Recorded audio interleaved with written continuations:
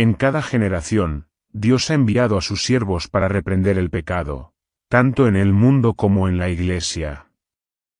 Pero el pueblo desea que se le hablen cosas suaves, y la verdad pura y sin ambajes no es aceptable. Muchos reformadores, al comenzar su obra, decidieron ejercer gran prudencia al atacar los pecados de la Iglesia y de la nación. Esperaban, con el ejemplo de una vida cristiana pura, reconducir al pueblo a las doctrinas de la Biblia. Pero el Espíritu de Dios se apoderó de ellos como se apoderó de Elías, impulsándole a reprender los pecados de un rey impío y de un pueblo apóstata. No pudieron abstenerse de predicar las palabras claras de la Biblia, doctrinas que se habían resistido a presentar. Se sintieron impulsados a declarar celosamente la verdad y el peligro que amenazaba a las almas. Pronunciaron las palabras que el Señor les dio, sin temor a las consecuencias, y el pueblo se vio obligado a escuchar la advertencia. Así se proclamará el mensaje del tercer ángel. Cuando llegue el momento de darlo con el mayor poder, el Señor obrará por medio de instrumentos humildes, guiando las mentes de los que se consagren a su servicio. Los obreros serán calificados más bien por la unción de su espíritu que por el adiestramiento de las instituciones literarias. Los hombres de fe y oración se verán obligados a salir con santo celo, declarando las palabras que Dios les dé. Los pecados de Babilonia quedarán al descubierto. Se desenmascararán los temibles resultados de la imposición de las observancias de la Iglesia por la autoridad civil, las incursiones del espiritismo, el sigiloso pero rápido progreso del poder papal. Estas solemnes advertencias conmoverán al pueblo. Escucharán miles y miles de personas que nunca han oído palabras como estas. Con asombro oirán el testimonio de que Babilonia es la Iglesia, caída a causa de sus errores y pecados, por haber rechazado la verdad que le fue enviada del cielo. Cómo el pueblo acude a sus antiguos maestros con la ansiosa pregunta, ¿son así estas cosas?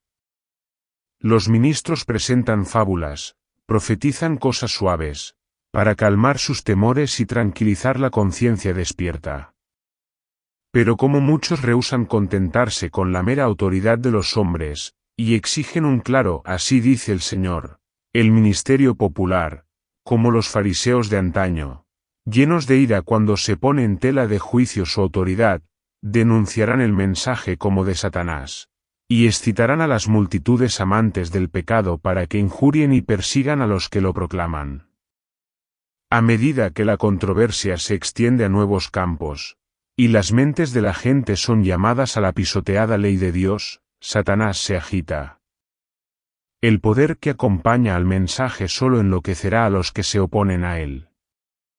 El clero hará esfuerzos casi sobrehumanos para ocultar la luz, a fin de que no brille sobre sus rebaños. Por todos los medios a su alcance se esforzarán por suprimir la discusión de estas cuestiones vitales. La Iglesia apela al brazo fuerte del poder civil, y en esta tarea se unen papistas y protestantes. A medida que el movimiento a favor de la observancia del domingo se vuelve más audaz y decidido, se invocará la ley contra los observadores de los mandamientos. Se les amenazará con multas y encarcelamiento, y a algunos se les ofrecerán puestos de influencia, y otras recompensas y ventajas, como incentivos para que renuncien a su fe. Pero su respuesta firme es, muéstrenos por la palabra de Dios nuestro error, la misma súplica que hizo Lutero en circunstancias similares.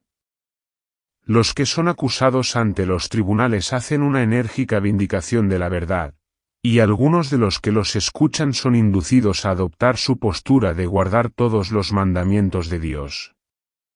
Así se traerá luz ante miles que de otra manera no sabrían nada de estas verdades. La obediencia consciente a la palabra de Dios será tratada como rebelión. Cegado por Satanás, el padre o la madre ejercerá dureza y severidad hacia el hijo creyente, el amo o la ama oprimirá al siervo que guarda los mandamientos. El afecto será enajenado, los hijos serán desheredados y echados de casa. Se cumplirán literalmente las palabras de Pablo: todos los que quieren vivir piadosamente en Cristo Jesús padecerán persecución. 2 Timoteo 3 y 12. Cuando los defensores de la verdad se nieguen a honrar el sábado dominical, algunos de ellos serán encarcelados, otros exiliados y otros tratados como esclavos. Para la sabiduría humana, todo esto parece ahora imposible, pero a medida que el espíritu restrictivo de Dios sea retirado de los hombres, y éstos queden bajo el control de Satanás, que odia los preceptos divinos, se producirán extraños acontecimientos. El corazón puede ser muy cruel cuando se le quitan el temor y el amor de Dios.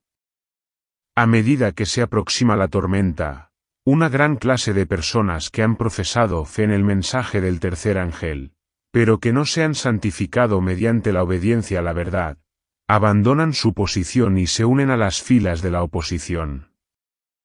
Al unirse con el mundo y participar de su espíritu, han llegado a ver los asuntos casi bajo la misma luz, y cuando se presenta la prueba, están preparados para escoger el lado fácil y popular. Hombres de talento y de agradable discurso, que una vez se regocijaron en la verdad, emplean sus poderes para engañar y extraviar a las almas. Se convierten en los enemigos más acérrimos de sus antiguos hermanos.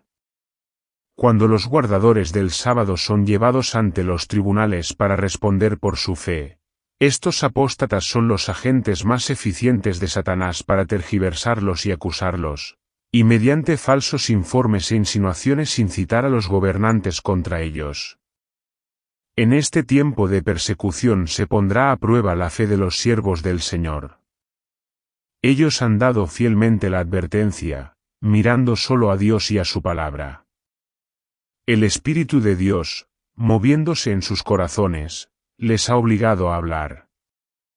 Estimulados por un santo celo y con el fuerte impulso divino sobre ellos, emprendieron el cumplimiento de sus deberes sin calcular fríamente las consecuencias de decir al pueblo la palabra que el Señor les había dado. No consultaron sus intereses temporales, ni buscaron preservar su reputación o sus vidas. Sin embargo, cuando la tormenta de la oposición y el reproche estalle sobre ellos, algunos, abrumados por la consternación, estarán listos para exclamar: si hubiéramos previsto las consecuencias de nuestras palabras, habríamos callado. Están cercados de dificultades. Satanás los asalta con feroces tentaciones. La obra que han emprendido parece ir mucho más allá de su capacidad. Están amenazados de destrucción. El entusiasmo que los animaba ha desaparecido, sin embargo, no pueden dar marcha atrás. Entonces, sintiendo su total impotencia, acuden al poderoso en busca de fuerza. Recuerdan que las palabras que han pronunciado no eran suyas, sino de aquel que les ordenó dar la advertencia. Dios puso la verdad en sus corazones, y no pudieron abstenerse de proclamarla.